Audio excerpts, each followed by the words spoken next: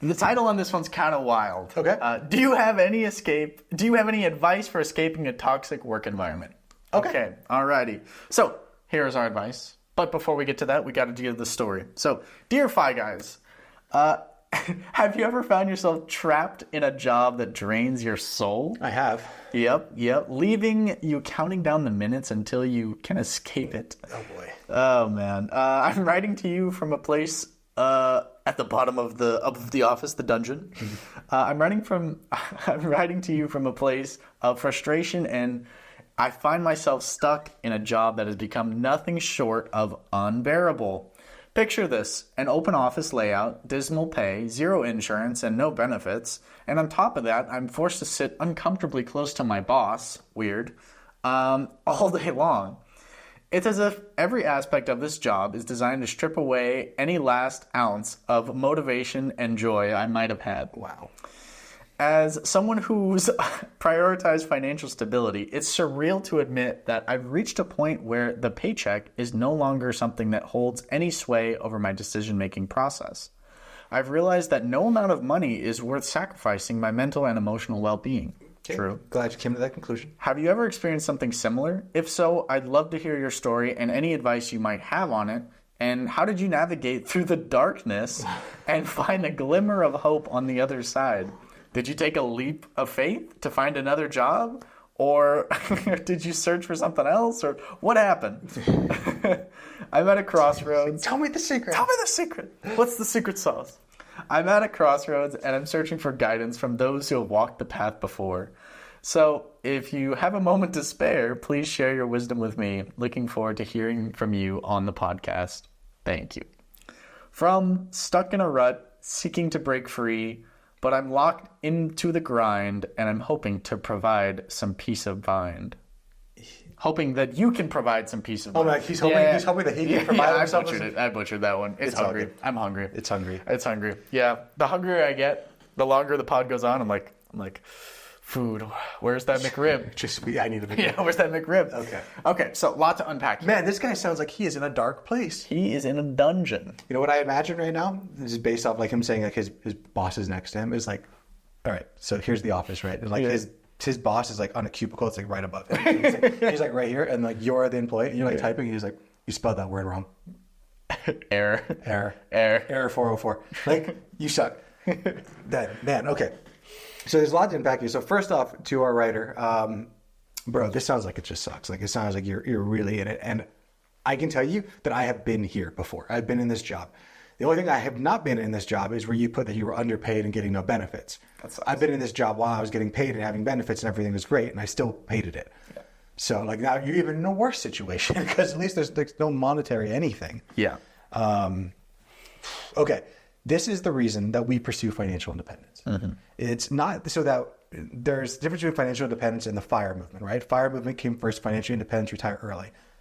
I'm all about financial independence. I could give less of a shit about the retire early. Like, no one's going to retire from doing anything. You're always going to pursue your passions and want to do things. Mm-hmm. But everyone should try to attain financial independence because you never know when life changes and when you don't want to continue doing what you're doing.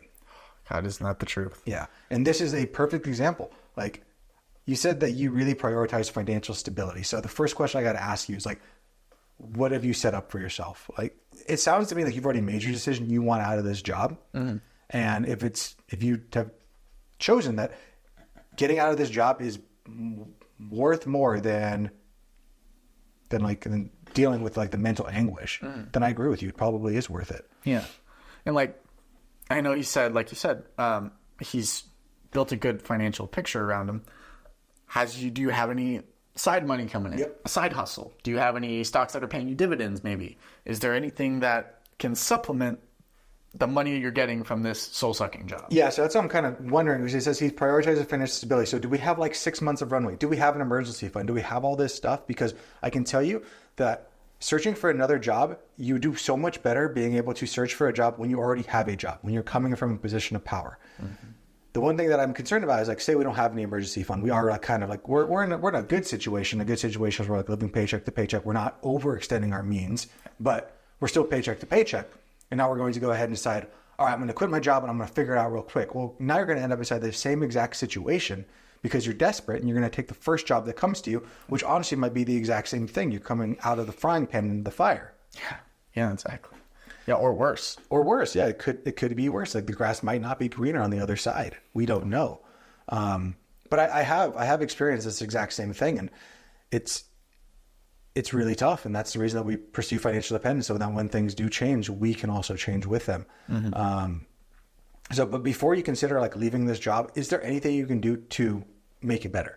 Like, can you talk to your boss? Can you try to like, hey boss, hey, just turn to the side. Yeah, turn to your side. Yeah. You're saying. Yeah, there's so many things that we can do, but like if you have decided like this job is soul sucking, I can't do it anymore, then I don't understand why you're still there. Like, why have you not? Are you trying to pursue other jobs? Are you looking for other things? Like, what's going on with that? Are you just looking for me to give you permission to quit? Then go for it. Like, do what you want to do, but you have to remember that there is a second and third order consequence to quitting, and that is having no income, especially if you don't have any other thing coming in. So can you start working on a side project? Can we do anything to start bringing in additional income before we quit our job? Because I don't know what your financial situation is. So this would be, if I knew that, then maybe we can give you a little bit more information regarding that. Yeah, absolutely. You could also explore other options. A different job. Maybe you could sidestep.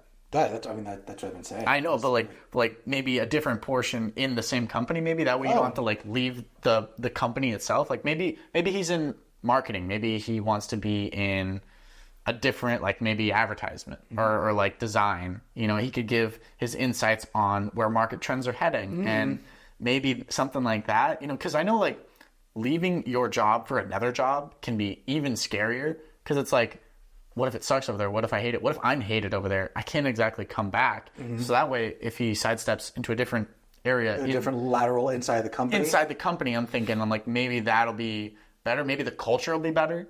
You know, I would assume like the culture at the graphic design level is better than the culture at like the legal side. Yeah. You know, so I don't know. Maybe that's an option. Yeah, maybe that could be. And I mean, it sounds like he really wants out of this company. So maybe a lateral would be a good idea while you pursue other job opportunities to look for another place entirely, one that jives better with you and everything that you're looking for, without having to take the financial sacrifice and like the real sacrifice of getting rid of everything, kind of burning the ships, as it were, and then hoping for the best. Yeah. Like, hope is not a strategy here. And I don't have enough information to know if he's able to take the financial hit of just going to zero income. Yeah. For a little bit of time. Most people aren't. Yeah, because that's a very scary place, especially if you're there and you're there for longer than you plan to be. Because so many people think like, oh, I just got to get out of work, I'll apply for unemployment or something, I'll have a new job in like a month. Yeah. But how often does that actually happen?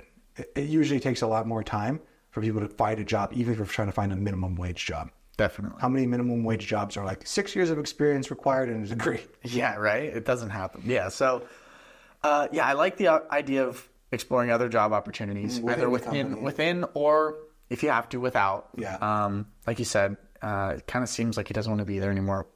Who would? Yeah, but you can even like look at like side hustle stuff, and if you're doing like side hustle stuff, like maybe like not YouTube or podcast stuff like that, things that take long runways. Yeah. Can you like drive Uber? Can you do things that are going to put money immediately in your pocket, giving you a little bit more of a runway and more of that cushion, that safety net that gets you out of this situation? Yeah, because like if you're really hating your day to day, and I've been there. I remember like working my 9-to-5 job, waking up at 4 a.m. so I can go work out. And then at 6 a.m. I'm sitting in my closet, like trying to debate with myself if I should go to work today, or if maybe I'm feeling sick. Cause like you hate your life. You just hate every single day. Yeah. So that's where it really becomes important that we try to find small ways to reclaim joy in our life. Absolutely. Yeah. Because your job doesn't mean everything. And I think some people think like, oh, I hate my job and I hate my life. Like you can't have everything.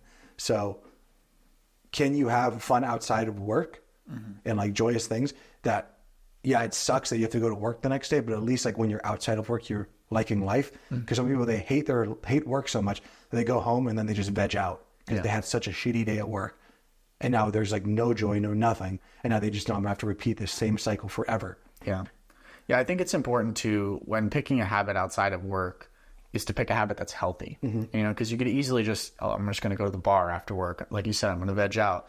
And both of those things, if you're not controlling the moderation level, you know, it can play into having a crappy life. You're like, oh, you know, I'll wake up hungover. Now I really don't want to have to go to work. You know, I eat way too much. It's like, now I feel guilty. And you just start hating on yourself and hating it. It's just like a terrible cycle. Yeah. Yeah. But from a guy who has done this before, like I have worked a job that I've hated and everything. And that's the reason that I pursued financial independence so hard. It's because I hated my job and I was like, I need to get out of this. And the only way I thought that I could get out of it was I need to at least have this much money in the bank account before I do it. And, I was able to leave my job lateral and have enough runway that I was able to pursue my passions, pursue starting a business, starting the podcast, starting YouTube, all the things that we're doing now. Yeah. And that was because financial independence gave us the opportunity to do that. And so much of it is about intentional lifestyle design, which right now it sounds like you've kind of fallen into where you are and just kind of thinking like, oh, I'm just passively stuck in this. But you can make your reality of getting out of it and making the situation substantially better. But you need to take control by taking control of your finances or finding a job that you like while still at the job or having something. Like you need to have a safety net. And I don't know if we have a safety net right now. So I can't tell you beyond a reasonable degree like that it's a good decision to just straight up quit your job with I'm going to go and find a better job faster. Yeah, I agree. I think, there's not much to say on that. I agree with 100% of what you're saying. I love the idea of the side hustle though. I really, anything to start building income outside, because you're not just building income, you're building freedom, but it's like you're building distance from the thing that's holding you back. Yeah. And that's what I love. It's like every dollar made is further another inch away from the job that you hate. And I love that. Yeah. But I think it's also important that we tell him that he needs to trust his own instincts and prioritize his happiness. Yes. Because while for us, it's easy to say like you need to have another thing set up before you go. Yeah. Because right now you're saying that your job doesn't pay you very much money. It gives you no benefits, no insurance, no nothing. So it's probably like an entry level job. That makes me assume that you don't have a huge nest egg, like kind of ready to go. Yeah. You're probably younger and this kind of maybe like a first job or something like that. Could be. This is definitely the time that we need to figure out like where do we want to go. And sometimes working a shitty job, while it may be shitty, is the catalyst that people need to start saying like, I need things to change. What can I do to make that change? Like people aren't often willing to change when everything's going well in their life. I agree. Think about like immigrants coming to America. No one got in a boat, went across the Atlantic and hoping that things are going to work well unless things were really, really bad in their country and they were able to find happiness in a different location. It's going to be the same thing for you. This opportunity, which you're currently in, while it may suck right now, it's pushing you to find something better. Yeah. Maybe something like financial independence where it's going to give you that growth of like, I need to continue to pursue it because I never want to be in this situation again. Bingo. That's the pressure that's going to make you a diamond. I love that. Yeah. That's simple as that. Yeah. I think this person, they can become great if they truly believed and they truly worked hard. But like you said, pressure builds the diamond. Yeah. So it sounds like you've made your decision already. Like you want to leave the job, and that's totally fine. Just make sure that you have the runway to be able to find a new job and a new opportunity. Keep on listening to us. We're going to continue to talk about how to make more money, how to spend less money, because both of those levers you can pull in order to really live a life that you've designed for yourself, rather than just kind of living the standard American way of like, we just mindlessly make money and consume, mindlessly make money and consume. Absolutely. Yeah, absolutely. So send you big hugs from Arizona, man. Good luck on your decision. If you ever want to, you can always reach out to Chris at monsonwealth.com or reach out to us through the Fi Guys and we can go through that way. But yeah, good luck. This video podcast is sponsored by Mons on Wealth. The content in this podcast is for informational purposes only and should not be considered financial advice. We do not endorse specific products or services. Past performance does not guarantee future results. The opinions expressed are those of the hosts and guests, not the podcast sponsor. It is crucial to consult with a qualified financial advisor or professional who can provide advice tailored to your specific needs before making any financial decisions, investments, or taking any other actions. If you are seeking specified help, you can reach out to Chris at monsonwealth.com.